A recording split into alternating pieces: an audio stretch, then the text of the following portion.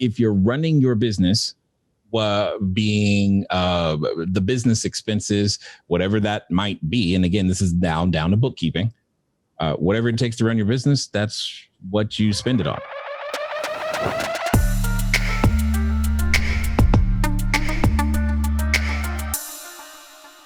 Got it. So no concerns doing like furniture or work with Tanya and things like that with through those funds. Isn't that a part of your business?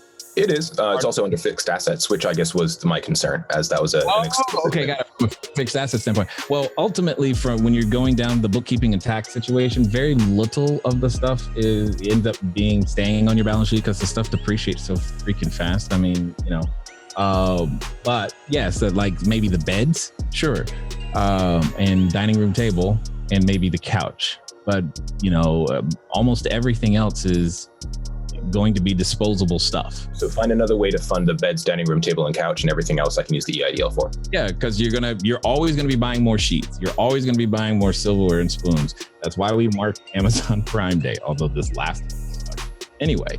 We're always gonna be buying more blenders, more water filters, and just God.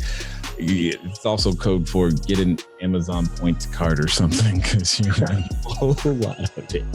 All your cleaning supplies and your cleaners and all the stuff you're putting in, just everything. We're just supplies. By the way, rent is an operational expense. So you've got all of these things that that's where I'm coming from. It's like the definition is so wide, it's really hard to run across the problem side. Gotcha. No, I appreciate the clarity on that. But they're both saying the same thing. That I just want to be clear. That's why, but it feels like it's mixed information. It's just one person has a more positive perspective than the other, whomever you've been talking to. I guess I'm just new into, playing with that sort of cash and making sure that I'm nobody wants to get on the wrong side of any government entity. Yeah, it's well summed up. Yeah, exactly. Any three-lettered organization, you're like, oh crap, what do I got to do to keep your mail out of my mailbox? Yeah, exactly.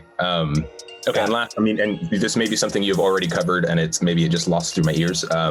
But that is deposits for getting the units themselves. Would that also be covered, or is that something that would be more advantageous to do? That's an iffy one because you have what are known as, and I just put the definition of working capital because you've got current assets to deal with, and you could argue that one and win. I think again because this comes down to bookkeeping ultimately. That's really what it comes down to. It really comes down to bookkeeping. Make sure that your bookkeeper's in place and that everything is clear, then it's fine. Now, I went one extra step.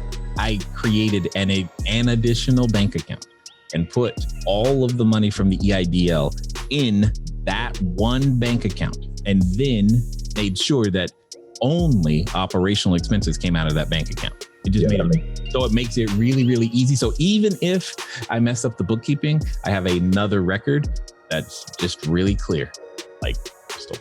So that is the other thing I did in addition to, because I don't like three-lettered organizations either. No, thank you. Thanks for the advice. I appreciate that. One last thing, if I can squeeze one other question in, is I do have an interview with a bookkeeper. I was wondering if there are any kind of make or break questions or kind of perspectives that you try and make sure that they have, or philosophies that you guys run a line, but just basically the general interview questions that you're trying to tease out through that conversation, just making sure that profit first is where it lives or dies. If they do not understand profit first and cannot help you implement it, then they do not belong in the business. So this person is Profit First certified. It's one of the individuals that Lisa had recommended, but there is a list of them. So this was... Okay, so outside of that, it's going to come down to personality. Can you get along with them? Because again, you're wrongly, there are some personalities, and it's typically the accounting types that I personally have trouble getting along with because they want to talk about detail all day, and it puts me to sleep. And I'm like, look, I appreciate what you do, but I don't need any more information. I just need to know the job. And if we can stop there, we'll get along just fine. But when I do have a question, I will ask you. Until then, just know that if I don't ask, I don't need any more information. That's usually been my challenge when it comes to them, but it's usually personality and terms of frequency. Meaning, if you want your books every week, every 2 weeks, every month, every quarter, do they have the capacity to do that? Those are the things that matter. Now, at the size that you currently are, I don't know that you need them that frequently, but you may grow to the point to where you do need them eventually that frequently. And that may mean you need to upgrade your bookkeeper later, and that's fine. So what matters is what is going to help you get started right now, not who is the person you need in the future. I feel like I can't generate the cash flow that I want quickly enough. I still need to have some conversations for investors, and I just got my game a few days ago. So, I actually, with regard to the exercise that you walked someone through earlier, that sounds like a great exercise. Oh, that is. Call everybody in my phone and have that conversation.